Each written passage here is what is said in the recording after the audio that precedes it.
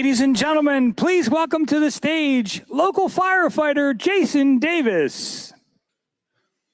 Good evening, North Carolina. It's great to be here in Rocky Mount. Thank you, President Trump, for the opportunity to speak today. My name is Jason Davis. I have been a full-time firefighter for the past 17 years. I'm a full-time firefighter in the 4th largest career fire department in North Carolina. Like many firefighters across this country, I work a non-standard schedule that is built around long shifts, overtime, and a constant readiness to respond when the public needs us the most. The elimination of federal income tax on overtime pay is not a handout to firefighters. It is a recognition of how our profession actually functions and how public safety is delivered. Firefighters routinely work well beyond 40 hours a week. Our standard work schedule is 56 hours. Like many other places, we work a 24-hour shift, and overtime is not optional. It is driven by staffing shortages, vacancies, training requirements, and emergency call volume. When someone calls out sick, when a major accident occurs, or when hurricanes, winter storms, or civil emergencies hit, firefighters stay to cover those shifts. We do not get to say no. Taxing overtime at the same base pay penalizes firefighters for doing exactly what the job requires, sacrificing time with our families to keep our communities safe.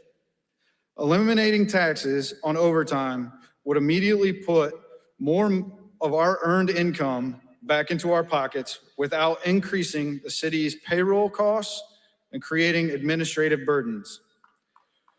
This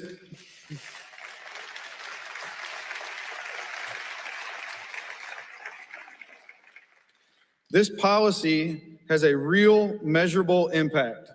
For firefighters, overtime pay often makes the difference between paying rent or falling behind, covering childcare during extended shifts, or absorbing rising costs for fuel, groceries, and housing.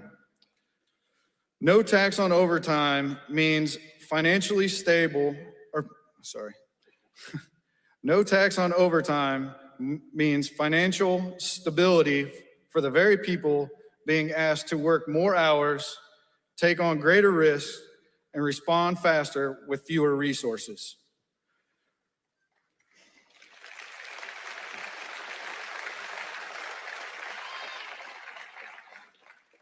Fire departments across North Carolina are struggling to hire and keep experienced firefighters. Even when overtime is unavoidable, this initiative will allow firefighters to keep more of what they have earned, which makes the profession more sustainable. Retaining trained firefighters saves cities money by reducing turnover, training costs, and burnout-related injuries. Most importantly, this policy strengthens public safety. So long as we understand what's happening here, right? We understand this is that push propaganda. The White House recognizes that they are losing the arguments, that they have lost the arguments. So this is what happens when Donald Trump and other people push propaganda on steroids. Okay? This is what happened. We get bombarded with bullshit like every other day. You notice ever since they figured out that they're losing the message, we now got a different thing to hit the damn airwaves or the news every day from this White House. Because this is how they push their agenda. See, the left, the Democrats is just dumb. We just don't have the apparatus to do this kind of shit. Or they don't have the wheel, or they don't understand what they're doing. I can see very well what they're doing. This is called the push for propaganda. Because more goofies, you tell them that the house is on fire 30 times, they're going to start to believe that the house is on fire. The rest of us don't fall under that spell. But that's all they need is a couple more to come back over there, because they lost a lot. So now they're doing the push for the propaganda.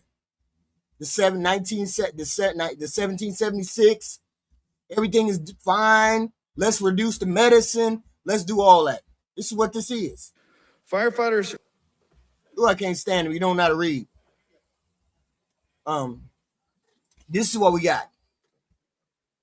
And we're going to continue to get this until they see the numbers change. Until some of the goofies who got stuck over there who woke up. Ladies and gentlemen, please welcome to the stage Marla Delane. I'm surprised they ain't said Democrats against Christmas. I'm surprised they ain't said something like that. The Democrats hate Christmas.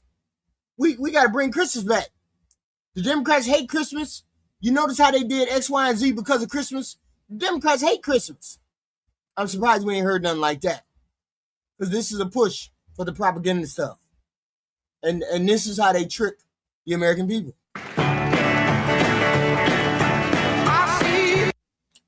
The checks were already on their way. They already getting those checks, even before the president pushed them.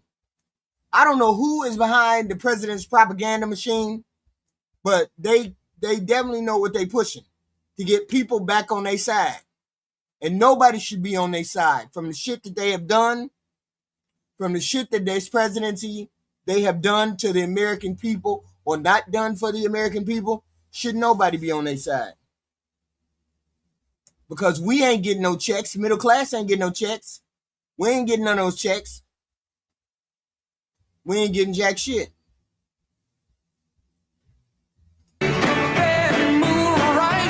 See, I can't have that music going because, next thing you know, they're going to be talking about, policy being passed. Every dollar counts and every dollar helps. Right. For a family size like my husband's and mine, Right. This affords the opportunity for us not to struggle paying bills and allows us to enjoy entertainment that we've not been able to afford in the last 4 years. My city is home, a place that is very special to me. Does anybody know whether the president is going to talk or not? Does anybody know? And as a lifelong resident, I want to see it thrive again as it once was. Thanks to President Trump, the American dream is alive once again in Rocky Mount and North Carolina. No tax on tips and overtime will make Rocky Mount great again. Yeah, they know that no tax on tip shit. Although that really ain't no tax on tips. Only goofies believe that no tax on tips really apply to you. And just, they know they lost the messaging war. So this is the push to get it back. I see trouble. God damn it. Okay, he ain't speaking tonight. Oh, thank God. So I don't know what's going on here. So, we're going to get into something else. We ain't finna get into this all night long. I ain't going to be able to do this right here. I can't do the propaganda shit. I was looking at TP USA, right? I was looking at that whole shebang and what was going on. Why were they fighting? Wait a minute. They were fighting because they brought this on themselves. The right brought this on themselves. They did it to themselves. Because Ben Shapiro has not pushed back on all the garbage that Candace, Nick, or Chucker has been spewing out there. This is a part of their network or whatever. Hell no. President Trump went to TPS USA.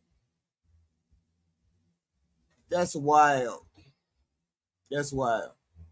So anyway, Ben Shapiro has been following these people all this time. He knew Candace, Tucker, Nick. He knew that they were the extreme parts of the party. But he fostered that. He helped to foster those parts of the party. Okay. Nobody did that but him. He knew he was on that side.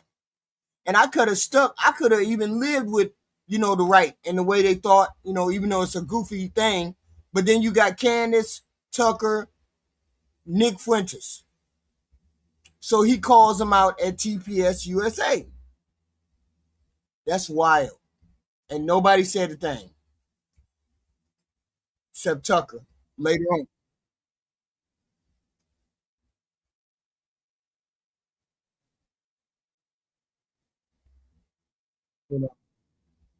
So, who is this person that's talking? Let's see.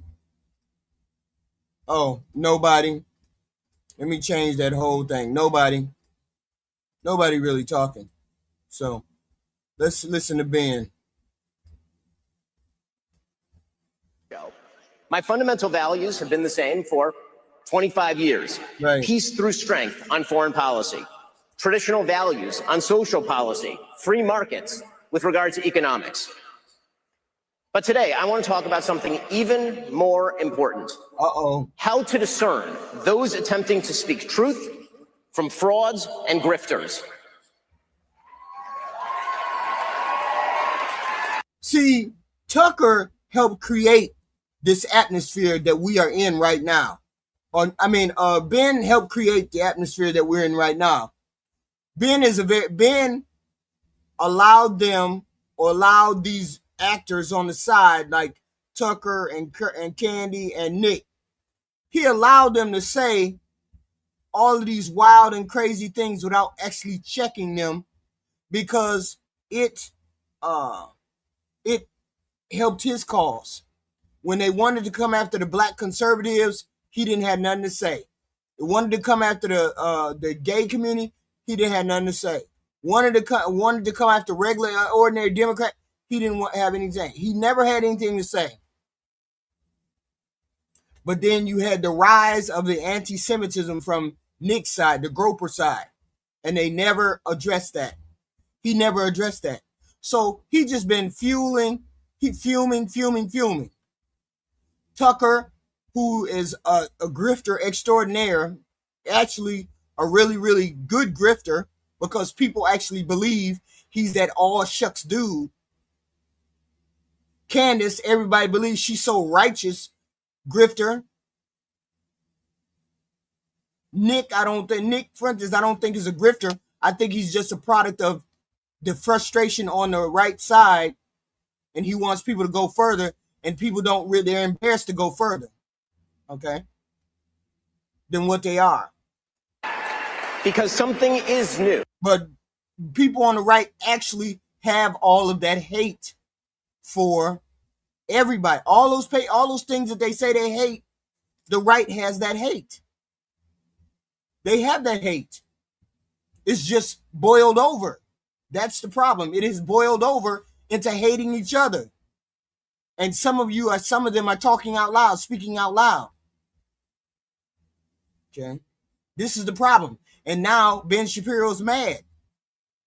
You helped to develop these people like this. You're brought about this shit, or you helped to bring it about. An informational environment rife with both opportunity and chaos. Opportunity because the legacy media gatekeepers are no longer in charge of what we see and what we hear. And chaos because an anarchic informational environment means we actually have to be smart in how we assess the information and arguments that we hear. Why does that matter? Well, because today the conservative movement is in serious danger. It is in danger, not just from a left that all too frequently excuses everything up to and including murder.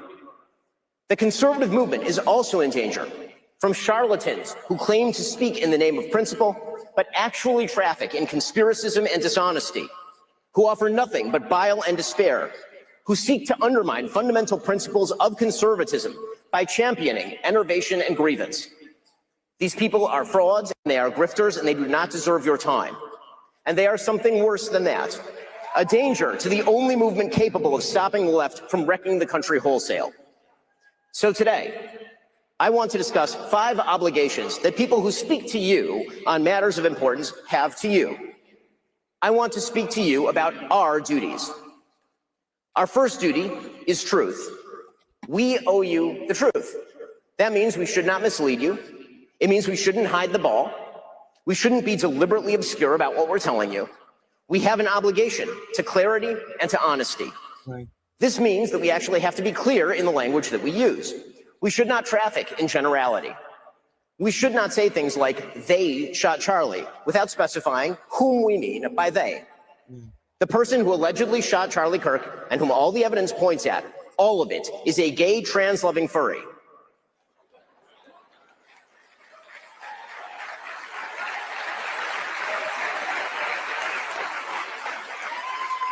If we are going to target ideological movements, we should talk about the fact that the radical trans movement treats all those who oppose it as existential threats. Or if we're going to talk about the Democratic Party making room for the radical trans movement and echoing its inflammatory rhetoric, well, we should talk about that. Those are specific. You see, this is where the language comes from. This is the language that the right uses. The right uses this kind of language, and they call themselves Christian and moral, and they can accept everyone. They don't accept everyone. This is the kind of language that they use to alienate the left.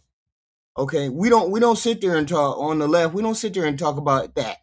We just think you cuckoo when you're on the right. But this is the kind of language that they use to justify what they say. Specific problems, and they require specific responses. And they all use that same language, but they're starting to use it against each other. When people say they shot Charlie, however, they are instead trafficking in vagary that results in increased hatred without proposing any effective response. They are fostering despair and rage, and that makes things worse. We must also be honest about what people say and do, regardless of what that means coalitionally. It is the job of politicians to build coalitions. It's the job of those of us who try to shape public opinion to hold politicians to account and to hold them accountable to our values. Yeah, that's exactly right, you. It's always about the culture. It's always the left is the demon. The left is wrong. The left use culture. The left does X, Y. It's never about a clean argument because they don't have an argument. All they have is the hate, and they have fostered this. They should be eating each other because they deserve to eat each other. They deserve it. We must not let fear of audience deter us from telling the truth. We must not let fear of other hosts deter us from telling the truth. So, for example, if Candace Owens decides to spend every day since the murder of Charlie Kirk. Damn, he called her straight out her name. And he should call her straight out of her name. Because Candace, I understand what Candace is doing, but she's also not helping the widow. But then that's not her job to help the widow. Okay? It's not her job. I guess if somebody wanted to find out about their family, I guess that would be a good thing. I don't know, but she should have went about it a better way. It's Candace. And he ain't scared to call her out, which is a good thing. But you propped her up. You hired her. You knew what she was.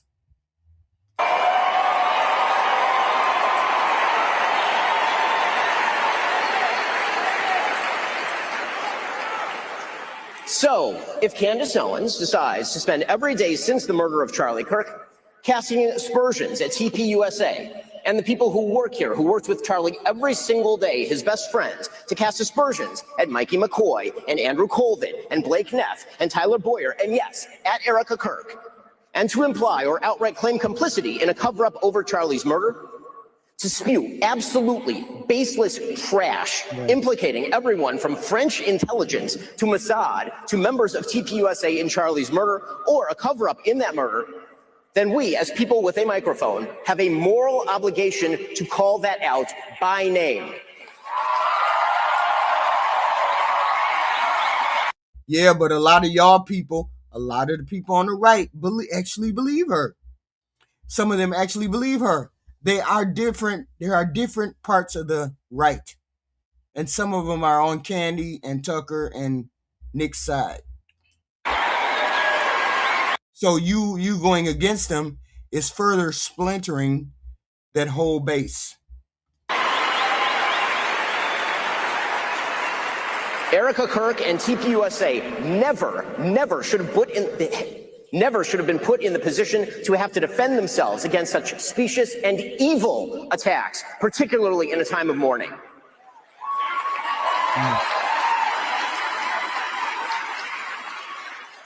And the people who refuse to condemn Candace's truly vicious attacks, and some of them are speaking here, are guilty of cowardice. Yes, cowardice. The fact that they have said nothing while Candace has been vomiting all sorts of hideous and conspiratorial nonsense into the public square for years is just as cowardly.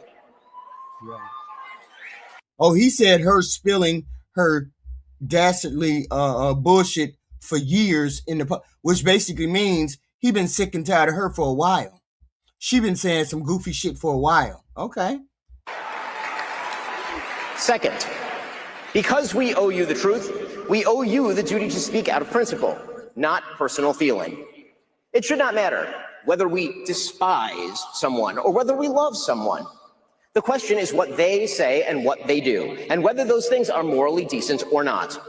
On a political level, do they foster freedom, justice, and prosperity? On a personal level, do they treat others as they would wish to be treated? Personal feeling is not a substitute for moral judgment.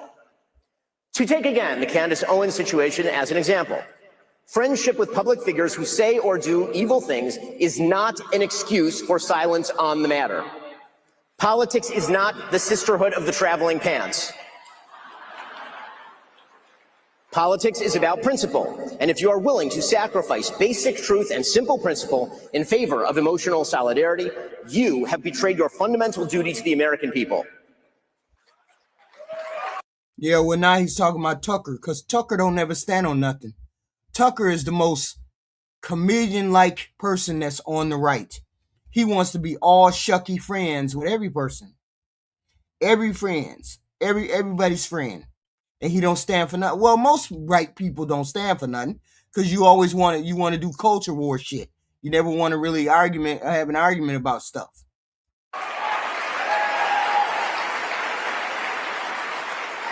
First off, I should break the omerta here and just be a little bit clear. The notion that people in our industry are close friends, like we all take holiday breaks with each other and go to each other's kids' graduations and stuff, is generally untrue. Some people do that, most of us don't. We see each other at conferences and we talk on the phone and all the rest. We're business colleagues. But even if it were true that other public figures were our best friends, our very best friends, that does not relieve us of our duty to speak out of principle and not to cover up evil or shy away from addressing it out of friendship. Right.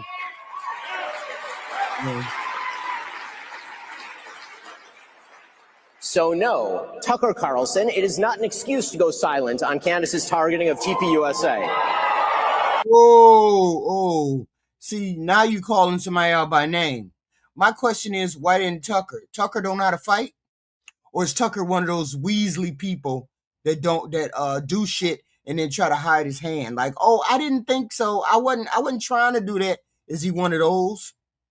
Because he don't seem to fight back at nobody. He just lets shit go. This is somebody calling you out on the carpet. This is somebody calling Tucker out to the yard. Bring your ass out here. You've been dealing with Candy, you've been dealing with Nick, and you ain't took a stand on nothing. Bring your ass out here, because you finna fight me. This is fighting words right here. This is when you come outside. I'm finna roast your ass. You better come out with some ammunition, right? But the thing is, he's scared to do it in public. How they call themselves friends then? How they call themselves friends? Him and Tucker, he said Tucker was his friend. So are they friends or they not friends? And if they ain't friends, or they are friends, then that freaking means that Tucker is grifting. Because if they're friends, Tucker knows how his friend really feels.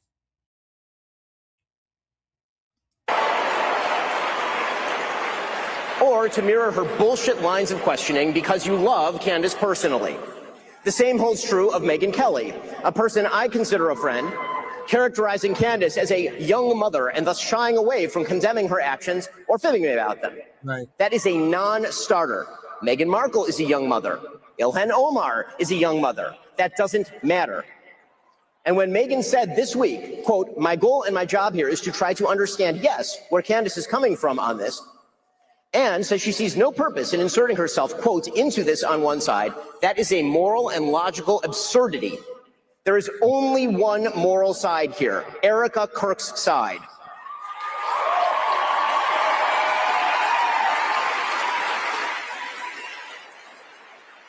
You know, the side of the widow with 2 children, whose husband was shot live on camera in front of all of us. And I think she's somewhat of a grifter too, but then that's just my thing. She comes across as fake too. So we can't believe her. She's not likable either. So. Friendship with the person accusing TPUSA of a cover-up of Charlie's murder is no excuse for cowardice. Right. I mean, I got to admit, yeah, Candace she's entertaining, but she shouldn't be doing this because this is none of her business. Okay? She shouldn't be doing this at all, but it's none of her business. But nobody has went to her directly and called her out. No, this is how you call people out. Call her out, because why ain't she? Is she quitting? What is she doing? Third, and relatedly, we have a duty to take responsibility for what we say and do. Right. If we hire awful people, we're responsible for that. I have some experience there, as you might suspect. That means that if we offer a guest for your viewing, we owe it to you to ask the kinds of questions that actually get at the truth.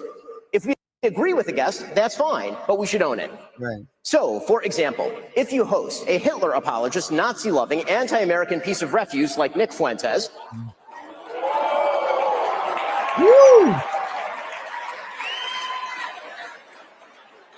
You know, the Nick Fuentes who said that the Vice President of the United States is a, quote, fat gay race traitor married to a Jeet. Wow. The person who said that Charlie Kirk was a, quote, retarded idiot. The person who said, and pardon my language here, it's his quote, that he, quote, took Turning Point USA and fucked it, and that's why it's filled with groypers. If you have that person on your show and you proceed to glaze him, you ought to own it. Well, that's true. That's true. Because when Megan, I forgot her name, Megan on TV, Megan personality lady, called him out and said X, Y, and Z. Why didn't you ask Nick questions? Why didn't you put pressure on Nick? Tucker said, why don't you call him up and you get the interview? I interviewed him how I wanted to interview him. The point is that Tucker never pushes back on people's extreme views. He just accepts them for who they are. Because he doesn't care enough about it in order to do any kind of pushback. Ben actually cares about what is said about the party. Tucker don't care.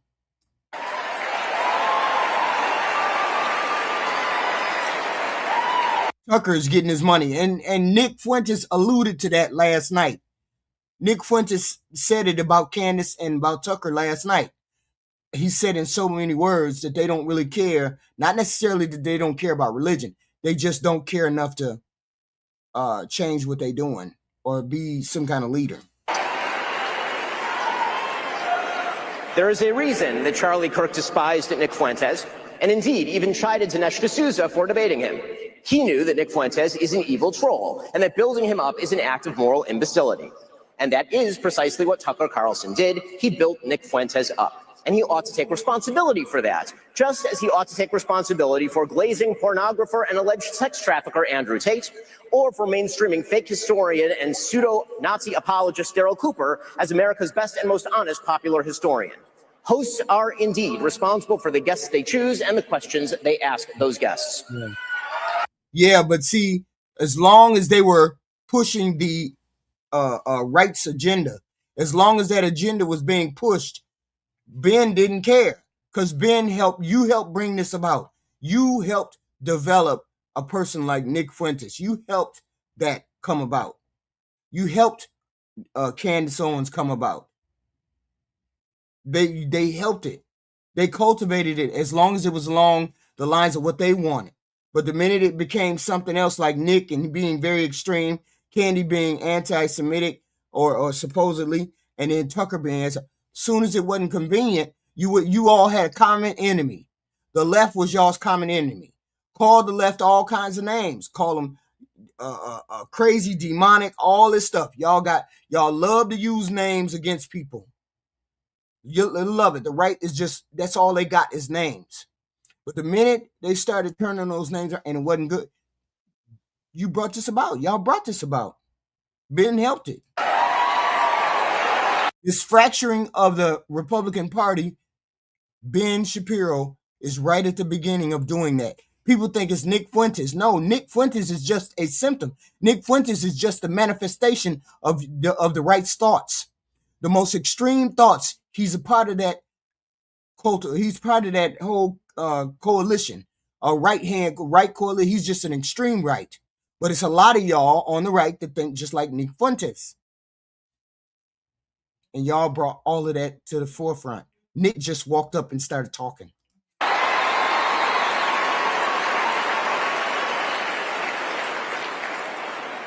Fourth, because we have a duty to truth, we also have a duty to provide you with evidence of the claims that we make. Emotive accusations, conspiracy theories, and just asking questions, that's lazy and stupid and misleading. None of them are a substitute for truth. None of them are a substitute for evidence. So when Candace Owens says, I don't know, but I know, that is retarded. And we are all more retarded for having heard it. He said that is retarded and we all more retarded from having her. I swear to God. I listened to her say that shit and I was like, girl, you sound weird as hell. But then again, I put her in the cuckoo category. I put her in the cuckoo category, right? Because nobody does the shit she does and ain't a little cuckoo. I think it's a little bit cuckoo. I think there's a whole bunch of shit going on over there. That's just me.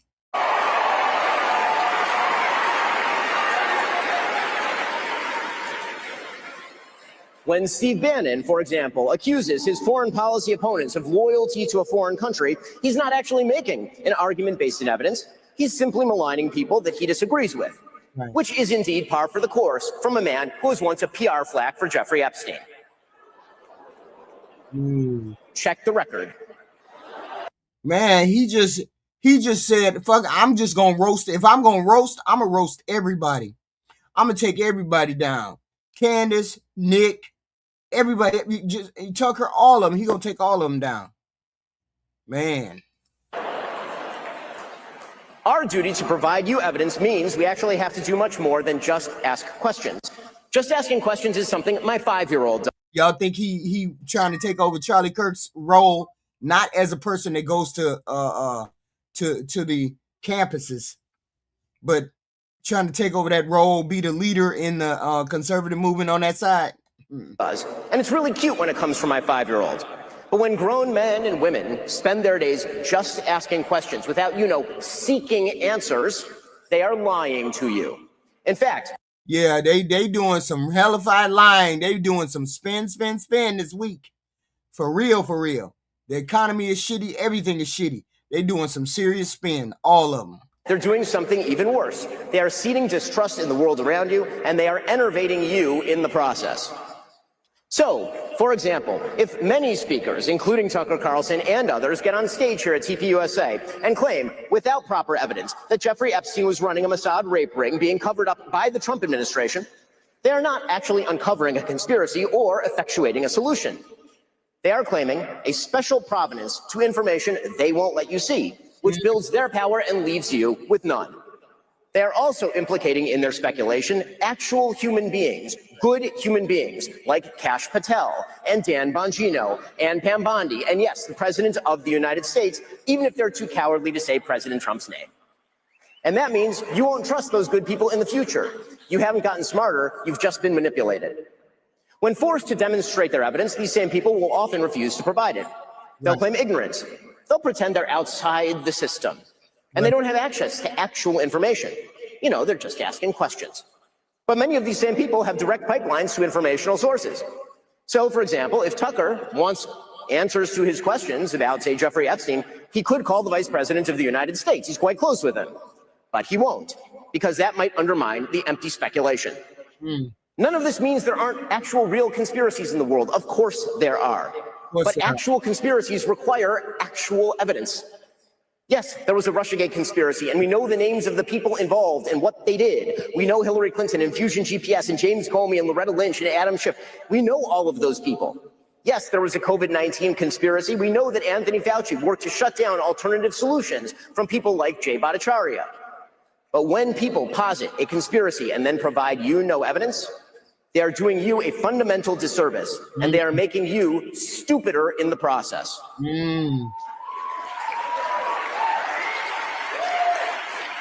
Yeah, but they pedal, but you pedal on that side. That side of conspiracy is on the right side. You are peddling that. All of you. You peddling that. You dibbling and dabbing that. And now somebody's really main front dibbling and dabbling. Candace is dibbling and dabbling, and you don't like the fact that she's getting all that airtime. Finally, because it is our job to make the lives of our audience better, right? That's really our job, is to give you more information to make your lives better. We have a duty to propose solutions. Right. That's why we have to talk about our problems in order to find the solutions. That's what politics was supposed to be about, after all, finding solutions to our common problems. If we speak endlessly about the problems we face, without ever positing a solution other than wrecking the system or centralizing power in a cult-like figure, we are not finding solutions. We are merely making problems worse. Right. Just asking questions, positing vague conspiracies, raving like Alex Jones about the secret confederacies that control your life, none of it makes your life better. None of it. In fact, it makes your life markedly worse. That's because if you truly come to believe that nothing in your life is in your control, you can't even take control of your own life. You despair of your ability to change your own circumstances, and then you fail. And you must not fail. You notice that he calls out every right-hand person that is, mainstream or very well known. Alex Jones, everything. He's calling it because he wrote this speech. He had to wrote this speech before. He had this speech prepared because he wanted to say it. He's been wanting to say it. Okay. So this is his chance to stand out. And he's going to stand out because this is the most prominent speech that they've had on this panel so far. Nobody else has come close.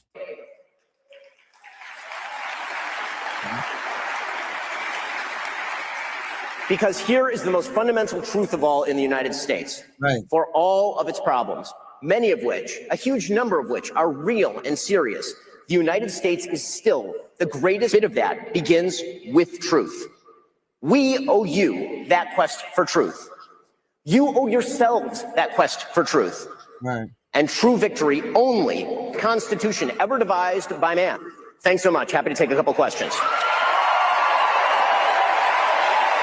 So he roasted everybody, right? He roasted everybody. He did what he did. He came to talk about the people like he did Tucker Carlson. Did Tucker Carlson say what he wanted to say? Or did Tucker just write it off like he always does? It ain't that serious. I'm not gonna get in the weed with you.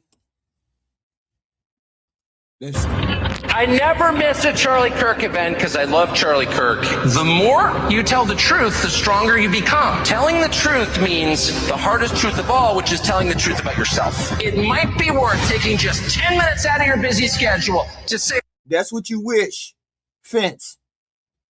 This country has only ever thrived decently under a Democratic rule. It has only thrived under a Democratic rule, specifically more than the Republicans job-wise, moving the country forward. Stop calling people Negro. That's crazy. That's wild. A prayer for the future, and I hope you will. Don't let anybody insult you instead of answering a legitimate question. You know, you've got your ideas, I've got my ideas, we can debate them, but I honestly don't think ever again in my lifetime will the richest people in the country be able to point a finger in your face and say, your position. Let's go. This is hilarious. Actually, one of the clips I was listening to myself, thinking as I often do when I hear myself speak, which is never, because I never watch myself, but at these events, they always play like the role of you. Right. And I'm like, that guy is pompous. Woo! Sorry about that. We don't see ourselves clearly. But the prediction that, at some point when Republicans took power again, which I did everything I could, to help, and really felt that was important. I still think, I was right. But I really thought that the impulse to deplatform people, or even to use the word platform as a verb, which it's not, it's a noun, don't steal my nouns, deplatform and denounce. Why haven't you denounced somebody else? The whole like Red Guard cultural revolution thing that we so hated and feared on the left, that we did everything we could to usher in a new time where you could have an actual debate. I mean, this kind of was the whole point of Charlie Kirk's public life. Tucker's response. And I think that he died for it. I really believe that. And I know a lot about it because the last several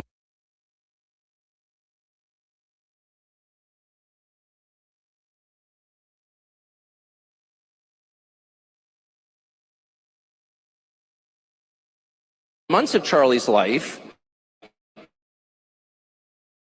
were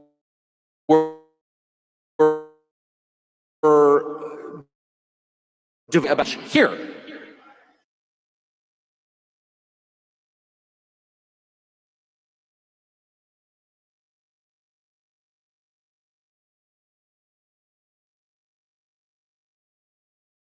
This summer, and was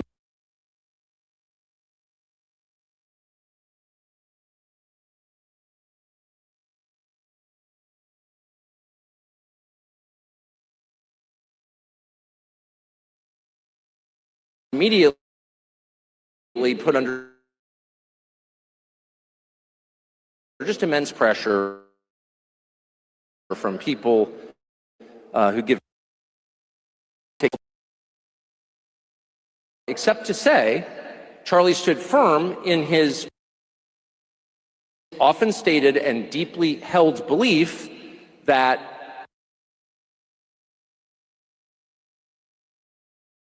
debate, and that if you have something valid to say, if you're telling the truth, you ought to be able to explain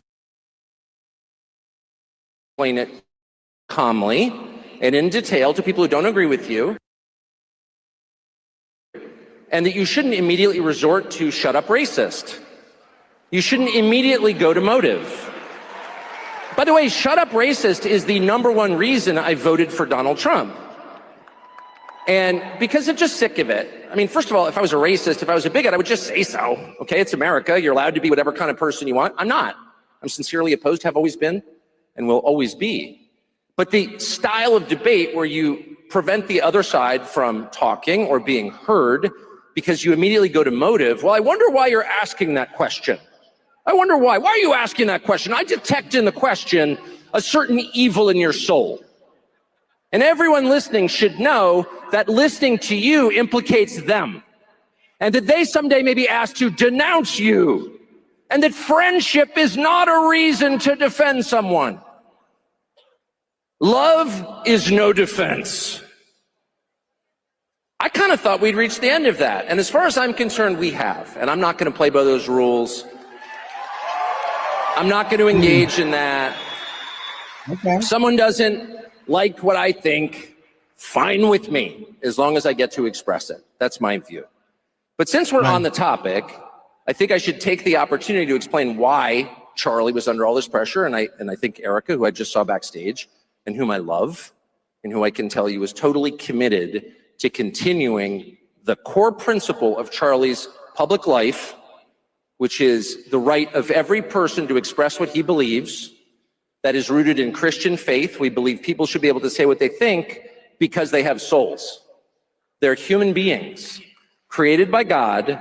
They are not slaves.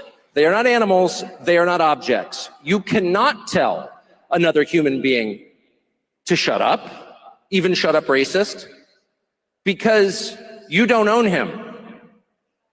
He is an independent, autonomous person created by God as an individual. Okay, so that's where that belief comes from. That's where free speech comes from. Okay. And there's no accident. This is the only country in the world that protects it, because our founding documents were informed, as you just heard so nicely expressed by Michael Knowles, my friend, by people who self-consciously incorporated Christian precepts into their structure of government. So Charlie was committed to that, but the people around him were like, you can't, because it's not that Carlson's wrong. My only point was I don't want a land war with Iran. I got over my skis and said I didn't want another regime change war with Iran. Rather than explain why we should have a regime change war with Iran, which I'd be happy to listen to, he's an anti-Semite. He's an anti-Semite. Which I said, well, obviously that's not true. And Charlie said, I know. And then it just didn't stop. So I continued to say, I'm not an anti-Semite. We don't care what you say. You're lying. You are. So let me just affirm one final time. Not only am I not an anti-Semite, and would say so if I was, I'm not an anti-Semite for a very specific reason. Not because it's unpopular or my donors don't like it. I don't have any donors. Right. I'm not an anti-Semite because anti-Semitism is immoral. In my religion, it is immoral to hate people for how they were born. Yeah, but that only applies to what they wanted to apply to. That's the right. It only applies to what the right thinks is correct. It never applies when it comes to thing on the left. It's always a moral judgment on the left. It's never that kind of leeway on the right, right? You're only moral. It's immoral to hate you Democrats, unless you're gay, trans, brown, gay, any of those things, any of those noun adjectives that you want to come up with. As long as you ain't none of those things, we don't hate you. But we hate you if you believe in all of that. See, that's what I don't like about the people on the right. You guys are so hypocritical. Period. But that is not a limited principle. That is a universal principle. It applies to every human being. It was okay for the Somalians to take over Minnesota until they started scamming. When they started scamming, then it wasn't okay. Okay. Planet Earth. You may not, you are prohibited by my religion, which is Christianity, from hating people for how they were born. Because God created them with his spark in his image. Because they have souls. You can disagree with them. You can hate their ideas. You may even find yourself, and I do, I'll confess it, hating them for a moment. But you can't hate everyone who's like them. You can't punish people for crimes they didn't commit. That's the basis of our justice system. That's the basis of Christian ethics. That's why we have what are called human rights.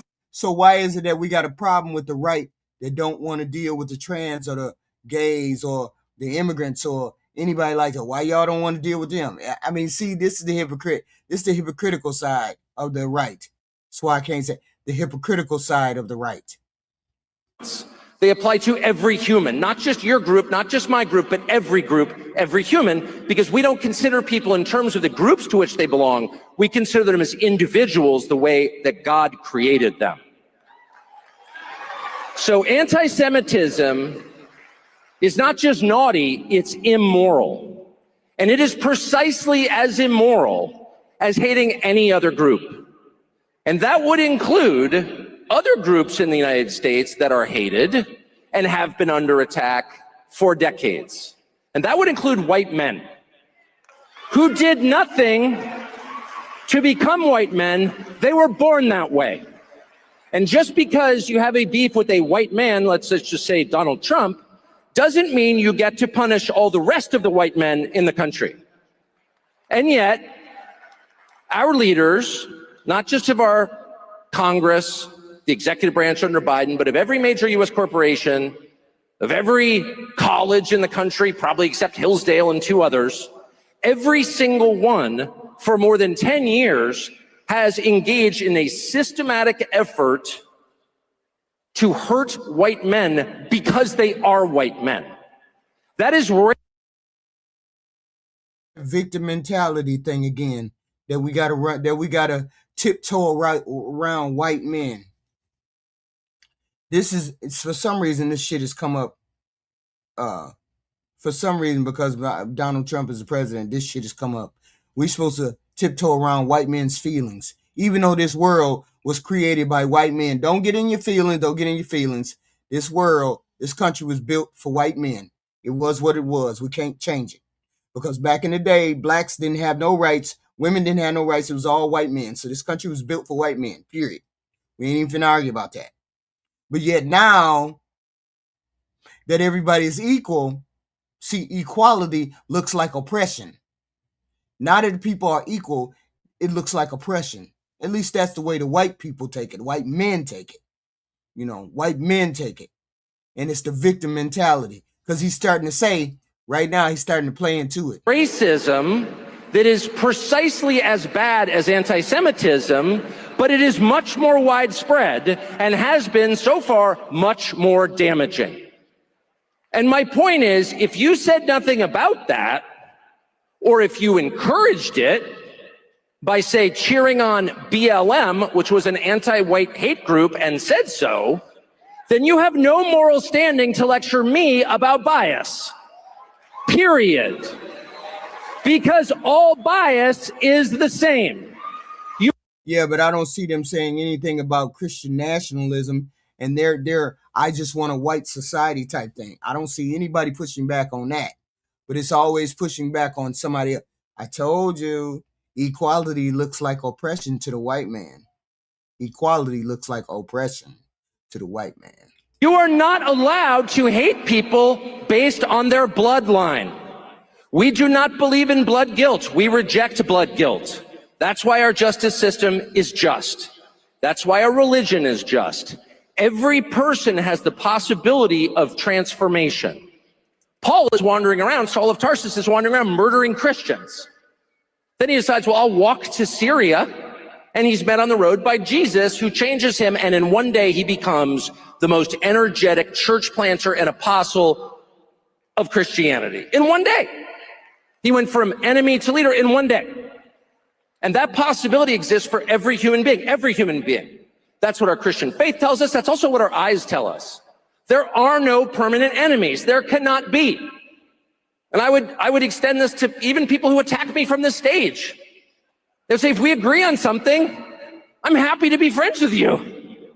You may have been mean to me one day. Well, I was mean to you too. That's all right. There is always the possibility that we can recognize we have more in common than divides us and come back together. There are no permanent enemies. There is no such thing as blood guilt, and collective punishment in this country, in the Middle East, anywhere on the planet is totally immoral. And if you want to know what makes America exceptional, it's that idea. So why is it that he's not addressing Ben Shapiro? He's not addressing Ben Shapiro at all. He's just talking. He's just saying words. He hasn't addressed him at all. I mean, inadvertently, sidestepped it. He doesn't want to get into the weeds because Tucker Carlson doesn't have the depth to get into a fight or an argument. He doesn't want to get into an argument. He just wants to throw firebombs and then expect people to accept it. He knows what he says. He knows what he's not saying, right? Ben Shapiro came to fight. Tucker came to glaze over people like he always does. Always. And it's our job to defend it. So I guess I would just say to the many organizations now, and particularly this applies to the Anti-Defamation League, which has cheered on anti-white hatred for decades, has attacked anyone who said anything about it, which has been one of the most aggressive cheerleaders for hate against white men in the United States, now trying to lecture the rest of us about hate. I would say it's enough to point out the irony of that. Come to our side, which is the side of humanity, and oppose all hate against all people. Say out loud, hate against whites is every bit as bad as hate against Jews. It's a universal principle, or it's not a principle. It's just a preference. If it's not a universal principle, it's not a principle, it's just a preference. It's just identity politics. And we've had enough of that. And that's the one thing that will destroy this country, certainly. The only thing that will save it is the understanding that principles upon which America was founded apply to every single human being always. So I just want to say that. By way of saying that I'm not just situationally opposed to anti-Semitism, I'm actually opposed to anti-Semitism. And I hope that the ADL will join me. I'll send them money, by the way, if they come out against hate aimed at anyone and everyone. I hope they will. But let me just say something more. It's a lot of them that put Israel first. That's the problem. Nick is America first. I don't know what Candy is first. I don't know what she puts first. Tucker is Israel first. This is going to be the splinter of the party. This is a splinter of that party. That's the major splinter in the party. You want to put Israel first, but this is America first. And Nick came out, he just came out with it very bluntly. And a lot of people feel the same way that Nick does. And they're mad at him. They're mad at Tucker because Tucker gave him a platform. Tucker should have pushed back on some of that stuff. He should have, but he didn't. But he already knew what time it was with Nick. So he wasn't trying to alienate Nick in any way, shape, or form. Who knows? Tucker may be trying to run for president. Who the hell knows? I don't put Israel first because, I don't care one way or the other about Israel, or for that matter. I care about the United States, right? I'm not anti-Semitic. I'm not Semitic. I'm not anti-Semitic. I'm indifferent to it, okay? And most people are, because we don't think about Israel every day. I don't think about Israel every day. But in this crowd, this goofy crowd, on the right, you got to be religious, super religious, although they don't never practice what they preach. Half of them don't never practice what they preach. Broadly about where the conservative movement, whatever that is, the people who voted for Trump, the Trump coalition, and the supposed civil war going on within that group. I don't think it's real. I think it's fake. I think it's totally fake. I don't think, and I've had cause to think a lot about this because I've been unwittingly involved in the proxy war. There are two things going on here, and I'm not guessing. One is jockeying for position post-Trump. So Trump created this amazing coalition, bringing in people who had never voted Republican before, but were very enthusiastic about him. And that coalition took over the most powerful government in the history of the world. So there's a lot at stake here. And so the question becomes, who gets to run it after? Who gets the machinery when the president exits the scene? And there are a lot of people in Washington, maybe even in this room, who aren't quite sure what they want, but they know they don't want J.D. Vance. Okay? And so the attack, and you heard it from the stage tonight, there's someone here who's a very bad man, and he's friends with J.D. Vance. Could be me. I am sad about being used in a proxy war over politics in which I'm not involved in any level. I'm not an advisor to anybody. But I just think I should. You don't know what half of them believe. You never know what they believe because everybody say everything. Everybody cares about America first. Everybody cares about Christianity, yet they do the most unchristian things. Okay? Tucker hasn't came for Ben yet. Ben came for Tucker, but Tucker didn't come for Ben. Okay? I don't understand what's going on with the right. All the people on the right, they lean into that hatred. They lean into that the other. They lean into somebody that's not Christian. They lean into hating all of these people. But they always get upset when you lean into the hate on your side or you call them out on that hatred. Ben Shapiro called Nick Fuentes, Candy Owens. He called Alex Jones. He called all of them out. So that's the way, if you're going to do it, that's the way you do it. But Tucker doesn't care about anything. Tucker cares about getting his money and staying in his fucking wooden cabin or whatever. And that's all he cares about. He don't care about confronting any of this stuff. He just wants people to come to his show. Let me do my show. I don't care about what you do over there and X, Y, and Z. Because he's not defending himself. He don't care to defend himself. He's a grifter. That's what he's always been. He's always been a grifter. Tucker knew the shit that was going on over at Fox News. He knew the conspiracy theories they were pushing over at Fox News, and yet he pushed them. The lawsuit that had them sued, they lost millions and billions of dollars over at Fox News because they were pushing the conspiracy, or they were pushing the 2020 conspiracy that the election was fraud, that they were using fake, machines, voting machines. Tucker was pushing that narrative. He was pushing it's fake, it's fake. 2020 election is fake. All the while Tucker knew that shit was wrong. Tucker knew that shit was fake. So Tucker is a grifter. They fired him over it. He's a grifter and he will continuously be a grifter. That's what he did to make his money. Okay. So now everybody's fighting over a way to be in the front. Nick wants to be in the front. Nick is the one who threatened J.D. Vance. He said, if you try to disavow me, you try to tell me to go fuck off, I'm going to make sure that you never become president. Nick Fuentes said that. I'm going to make sure you never become president. What does somebody do with that? They fraction, they bite, they eating each other. Let them eat each other. I love it. Go ahead, eat each other. Say that out loud, okay? There are people who are mad at J.D. Vance, and they're stirring up a lot of this in order to make sure he doesn't get the nomination. So this is true. So this raises the obvious question, which is, why are they mad at J.D. Vance? Such a nice guy, which he is.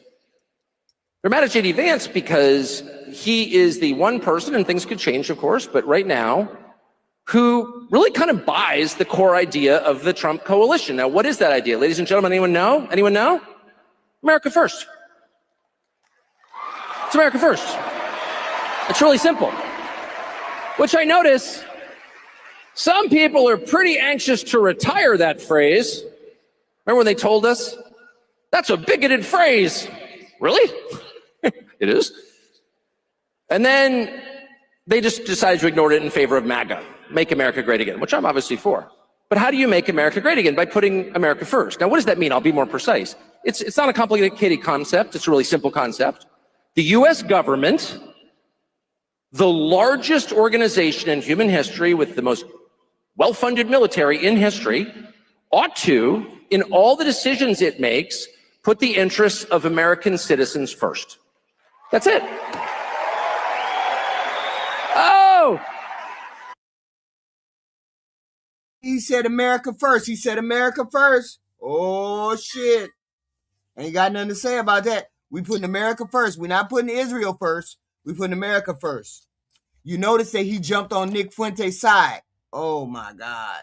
Nick Tucker will never be president. He's such a grifter. That's creepy. Sounds kind of fascist. You're going to invade Poland now? No, just the opposite. In fact, the original America Firsters were kind of against wars, and the current ones are too. Actually, it just means what it sounds like. The government ought to serve the people who pay for it, who elected them, in whose name the business of government is conducted. That's all it means. Now, there are two things to know about this idea. The first is almost everyone's for that. Like, what percentage, if you polled that idea in the supposedly fractious Trump coalition that's in the middle of a civil war, what percentage of people would disagree with that? Well, a few. You know, people whose names you know. Well, that sounds like America only. No, it's not. Just America first, simple. But like probably 95% of Trump voters would be for that. Yeah, well, most of us are for the first, America first.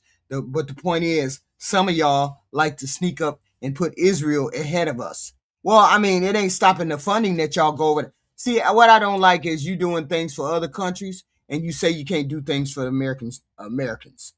You say you can't give us health care, but you do things for other countries. Even though giving us universal or single payer health care would be cheaper than what we're doing now, nobody wants to change it. And so nobody has the will to do it. But hell, freaking Donald Trump doing everything now, maybe we can get him to do single payer. Somebody need to suggest it. And I bet you like probably 70% of people who didn't vote for Trump would be for that. And if you calmed down and explained it to them, probably like 90%. Why? Because it's self-evident, like most true things. And moreover, and think this through for a second, there is no other legitimate rationale for running our government. We have self-government. This is a democratic republic. It exists for our benefit. The documents are written that way. The point of the American Revolution was to make that point. And so if you're not operating the federal government on behalf of US citizens, you're illegitimate. You actually have no right to rule. Period.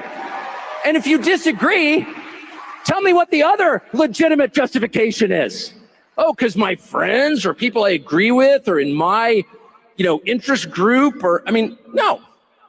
The government must, this is non-negotiable, operate on behalf of American citizens. So once you realize that that's the statement at the center of the debate, it all becomes pretty clear. Really clear, actually. It's not an ideological debate. There's nothing ideological about that. I've got all kinds of kooky ideological views. I love Knowles's list of all the views. I probably had most of them in my long and varied life. I have fewer now. I just kind of want to see a good faith effort to improve the country. That's it. And I'm ever aware that I'm not exactly sure the right way a lot of times. Are tariffs the best way to help the country? I don't know. I hope so. Not an expert. All I really care about is that the people in charge care, that they love the people they lead. Right. That is the first and most important requirement of leadership. You see what we got? We see Susan come to the forefront and then crash out. The evil criminal Democrats, knowing full well she got a criminal in the White House. And she talking about criminals. Make it make sense, y'all. Make it make sense. You got a criminal in the White House and she crashing out about us as Democrats. We ain't said jack shit about jack shit, but she crashing out about us. I don't understand. That's what we're talking about. They always have, oh, yeah, that's what you meant. They always got adjectives. They never have no arguments. It's always about calling people names. Let's talk about the Epstein. Bring you some of these big top headlines that we are following for you. And one of them, the vault is open for more of the Epstein files to come out. This is what we are learning from the Department of Justice, putting out another really trove of files that are continuing to come out. The AP and Fox News continuing to look at those names, as well as photos that are coming out. The White House, Abigail Jackson from the White House saying, per the Epstein Files Transparency Act, DOJ was specifically instructed only to redact the faces of victims and or minors. Here is a picture of Bill Clinton with his arm around Michael Jackson and redacted individuals. Right. And so that is some of the early thinking right now of these files that are being released, photos and some redactions along the way as well. Some more than 1,200 victims with powerful figures, and the files include new photos of former President Bill Clinton and Epstein on the island. So now for more on this, to talk about the way that these files are being released and so much more, let's bring in our next guest to help break it all down. John Day, attorney and legal analyst. Great to have you on, John. And this comes at a moment where the DOJ had this deadline, and we are getting this trove right now of files coming out. Right. Right, Mike, thanks for having me. So what we're seeing is apparently not everything. We've got indications from the Department of Justice that there are things that are going to be withheld, at least, or handed out at a later date. Now, the law in this case that was passed by Congress and signed by President Trump required that all the Epstein files be released by midnight tonight, Friday, December 19th. Looks like not everything is going to be released. And the problem with the law, whether it's a problem or not, is it didn't have any teeth. In other words, there wasn't an enforcement mechanism. All it said was release these materials by midnight on December 19th. It didn't say what would happen if that didn't happen. So what we're seeing is a lot of material, some of it obviously brand new, things like a message slip for Epstein that said, "I have a female for you," from 2004. Photographs, we saw photographs of Bill Clinton with Michael Jackson. Apparently there's one of him swimming with Ghislaine Maxwell. So there's a lot of information that's coming out. The problem is if you are sort of conspiracy minded or skeptical or cynical, you might be wondering what isn't coming out. It looks like there are a lot of redactions being made. Hell yeah, there's a lot of redactions. Of course there's a lot. Of course there's a lot. We know it's a whole bunch of people in the files. We understand that. Okay? You notice he's the president is the best friend of Epstein, but you don't have him in none of the pictures. How you don't have him in none of the pictures and that was your best friend?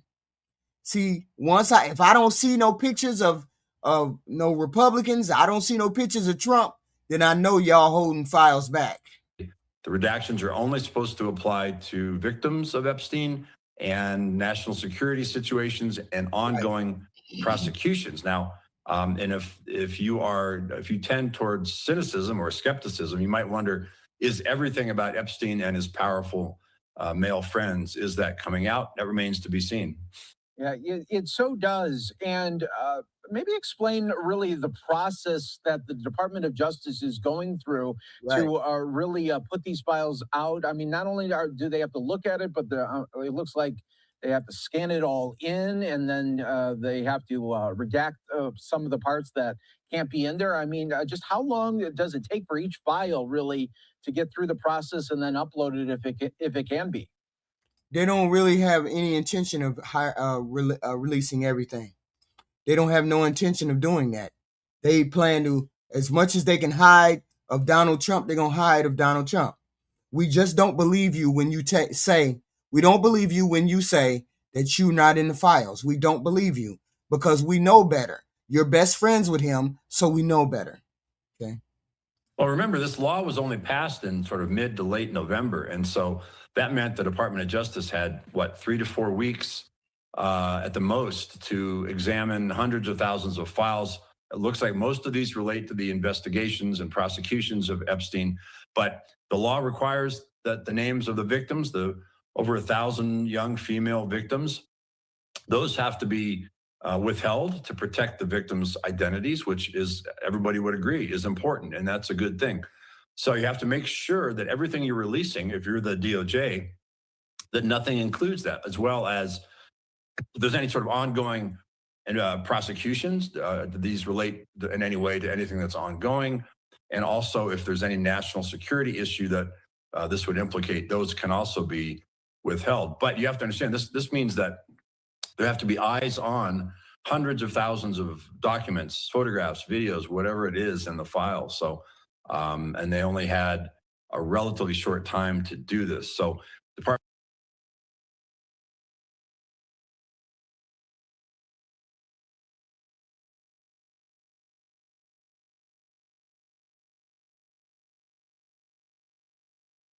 What happened to them when they had these since March or April? What happened then? Nobody was looking at them? Nobody seen anything in them? I don't believe this. Department of Justice response is, we might need some more time. There's no teeth to enforce that. So at the end of the day, if they would need more time, they're going to have more time. Yeah, and it looks like right now from the AP saying the DOJ acknowledges to Congress that Epstein files release is incomplete, expects additional disclosures by the end of the year. And I want to talk about what you were just saying there, John, about having no teeth in it. So, I mean, pretty much the DOJ said, okay, today's the deadline. We're going to put out some of this stuff, but I mean, there's really no rush to do so, correct? Yeah, they've been dragging their feet. They done dragged their feet all the way.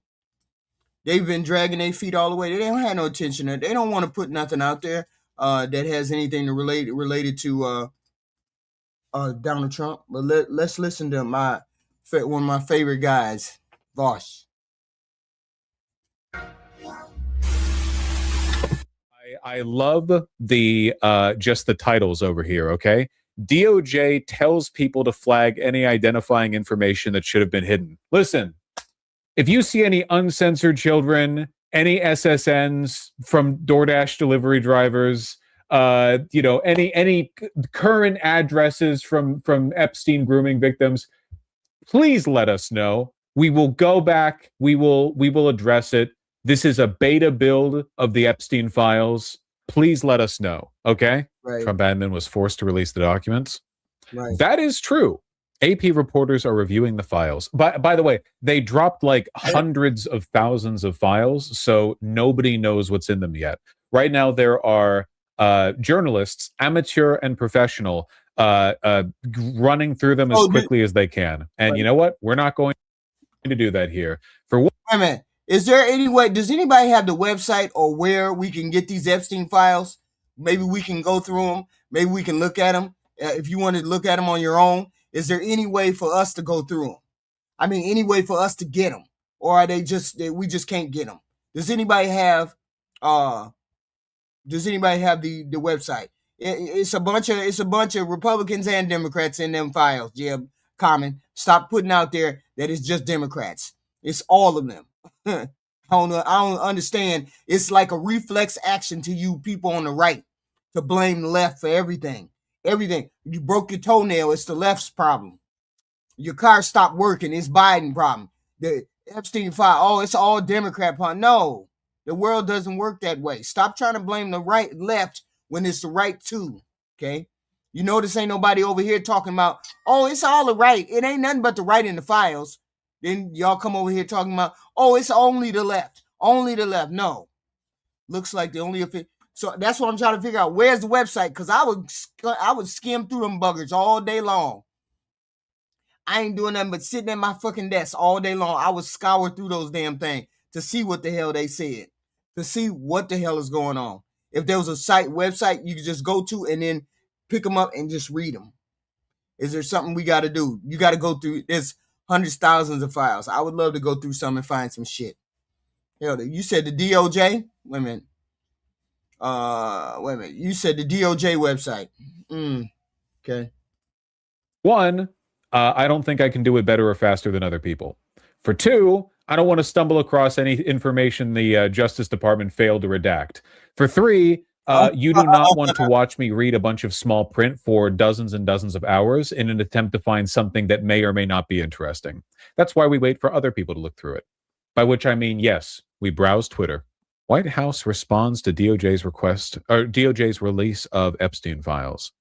By releasing thousands of pages of documents cooperating with the House Oversight Committee's subpoena request and President Trump recently calling for further investigations into Epstein's Democrat friends, the Trump admin has done more for the victims than Democrats ever had, said White House spokeswoman Abigail Jackson. They called themselves the most transparent administration in history.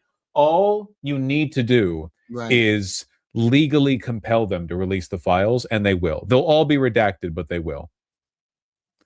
Insane redactions. Oh, I'm not one of those people that have to see the files. You know, and I know, most people have friends, they have good friends, and they're doing illicit, illegal. Wait a minute, hold on, let me back. Men can be the most degenerate when it comes to pussy. When it comes to pussy. If you think that Epstein partook in having sex with 16 and 17-year-olds and Donald Trump didn't partake of it too, then you're goofy. You're goofy. Because Epstein early on in the files said Donald Trump is worse than the rest. So I'm going to believe him. Specifically when he said grab him by the pussy. He's done nothing to clear his name. Now, if he was a priest, if Donald Trump was a priest and he lived his whole life holy, he lived his whole life as a holy man, and somebody came to me and said, oh, he's the worst. He grabbed him by the pussy, I would not believe them. But Donald Trump has not lived his life as a priest. He has not lived his life as a righteous man. He has not lived his life as a faithful man. So when someone comes to me and says, Donald Trump had a friend who liked younger girls on the young side, like 16, 17 years old, Donald Trump's friend, and he liked young girls too, I automatically know Donald Trump partook of some of those activities. Okay? We already know he partook of some of those. And even if he didn't stop his friend. He didn't tell his friend to go fuck off because he knew his friend was doing it. Why didn't you tell your friend that you were a scumbag? because he didn't tell his friends that he was a scumbag, because he partook in activities that his friend partook in. That's how I know that Donald Trump was a part of it. But it's okay. It's okay. It is what it is. Yes. There we go.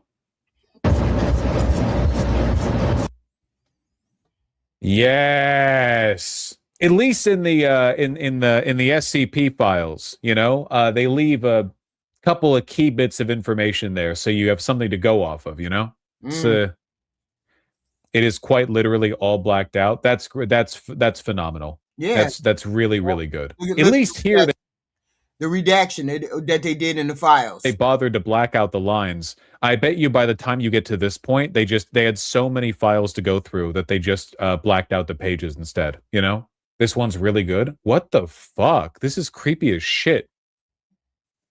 It's a roll of film.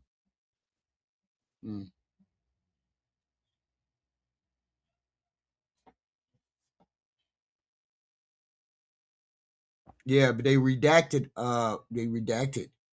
stuff. Okay, now we're back to the SCP files. Okay. So I mean, that's the way I look at it. It's deductive reasoning. Look, it's not that far fetched. We don't care whether the thing is on the left, we don't care whether it's Democrat or Republican. We don't care. Creepy dudes that sleep with girls is creepy dudes that sleep with girls. We don't care about that. Okay. We care. You still on? Y'all still on? God damn! Why you right people? I swear. Why are y'all worried about tampons in the bathroom? What about a single man who is raising some girls and there ain't no tampons in the girls' bathroom? Somebody got to go get some. So they put some in the men's bathroom just in case they ran out of female tampons. What happens if she can't go in the female bathroom, but she needs a tampon and she's in the male bathroom? These are the reasons why there would be tampons in the men bath. Yeah, I don't understand. I don't understand why the mind. I don't understand why we even having that conversation. I don't understand, Jeb. Comment. I don't understand why we having that conversation about why there would be tampons in the male bathroom. I don't understand. There's varied reasons why there would be tampons in the male bathroom. I don't understand why you can't open your mind up and figure it out.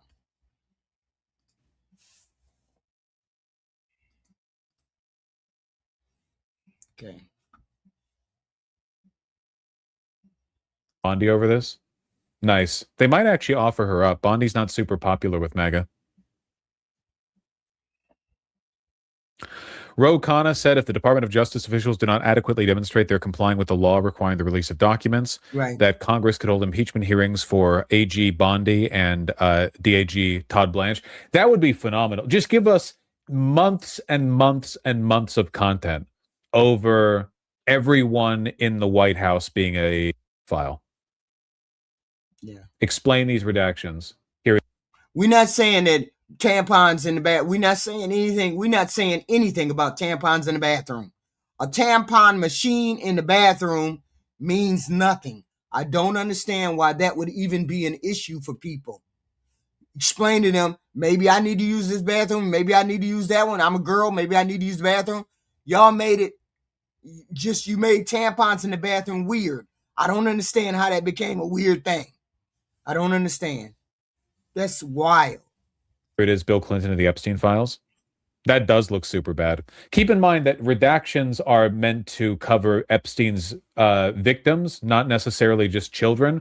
And it's also impossible to know which redactions are necessary. Like, my guess is because they have to redact so quickly and they were given very little information on who or what to redact, that they were probably redacting basically every woman they see because they don't know which women are there, consensually and which ones aren't. But we already knew that Bill Clinton was in the file, so large. We already knew he was in the file. That's not anything new. We already knew a lot of people were in the files. So that ain't a big deal. It's the fact that the president lied about himself being in the files. He lied about him not being good friends with Epstein. Something is in those files that's really wild. something is in those files that's really wild. Portion of the files are redacted, hiding substantive information contained in them. Whoo boy. And this isn't even all the documents. They're failing. I know. I get the weirdness of tampons in the bathroom. I get the weirdness of it. If your brain don't function like that and think there might be other logical explanation, I don't even understand why y'all think that that's weird. Because I just gave you 3 different reasons, 3 different scenarios in which there would be logical explanation for some tampons being in there. Just in case one ran out. A single father who can't go in the female bathroom and get tampons. A single girl who can't go to the female bathroom, but she needs to be in the male bathroom, or the male bathroom is closer, and so she finds tampons in that. I don't understand why this is a thing. I don't understand why that would be a thing. There's varied reasons why people would be tampons would be in the bathroom. To comply with the law. They are not getting everything out there on day one. This isn't even half of it. Yeah, this is just part 1 of the files. We're getting the actual like binders, you know? Right. Now, which is illegal. They are legally obligated to release everything. Oh. Do you think they have the unredacted stuff? Well, yeah. How do you think they redacted it? It had to be unredacted for them to redact it. Right. Wasn't the law for all of them to be out today? Yes, they have violated the law, or they will be violating the law by end of day when they do not have everything released. Right. Hundreds and hundreds of thousands of documents. Ro Khanna said he believes the DOJ is trying to comply with the law requiring. Then they should release them as a rollout. They should have released them as a rollout. Who knows? Okay. I mean, I don't understand how they release. I don't understand why it took them all this time to release them. They were waiting for something to happen that they didn't have to release them, but they got to release them. The release of the trove of documents, but he urged the DOJ to explain why they were not able to release all the documents and to explain each redaction. Holy shit. Khanna, who spoke to reporters on a video call as the documents were released, said that all options are on the table as members of Congress and survivors' lawyers comb through the release. Right. I don't know whether there's new info or whether it's stonewalling. Isn't it? It's stonewalling. I think they just didn't want to release the files. I think they knew that there was some goofy shit in files. Let's release them very slowly. Let's figure out how we can stall them. Let's figure out if we can do X, Y, and Z. That's what I believe. Because they know that Donald Trump is in those files. They know they're in the file. They know all of those people are in the file. Rich folks are in the file. You notice how they only released pictures of Bill Clinton. Why they only release pictures of Bill Clinton? I'm pretty sure that Donald Trump has been in those files even more. So you had to deliberately hold those back. Isn't it great that Mike Johnson made the House go home early today so they can't do anything about the violation of the law? Yeah, funny coincidence that Mike Johnson, for no apparent reason, initiated winter break 1 day early so that Congress wasn't in session for the release of the files, which is why Ro Khanna is talking via Zoom to a bunch of journalists rather than speaking at the floor of the House. This is probably going to backfire. Yeah, probably. On first review, many of the files appear heavily redacted. Right. The law mandating the release of the files required the DOJ to redact info that contained identified potential victims of Epstein or contained child sexual abuse material. Seems reasonable. Yeah, but the thing is, you still got the emails. You can put the emails with the pictures. You can put the emails with all of the some of the files. You just never know what you're gonna find out. Y'all said the files will be on the DOJ website. We got to go scouring for those files. Like he said, do I really want to scour through those files and find something I'm not supposed to? Do I really want to scour through those files and then there might be some crazy shit that might pop up and then X, Y, and Z? I don't know. I don't know whether I want to do that, right? And it's a lot of people that are running through those files right now who have been running through those files all day. We're gonna hear about those files every day. Of course, there should be Diddy party. Well, I wouldn't be surprised if they had anything to do with Diddy or anybody else in those files, because Diddy's heyday was in the early 2000s, right? His heyday was so Donald Trump was, how old, 80, 60? Yeah, he would be a creep then too. He would have been a creep then too, okay? He would have been a creep then too. But it is what it is. He would have been a creep then too. And and nobody can say who's going to be in the files and who's not. I don't care whether they're Democrat or Republican.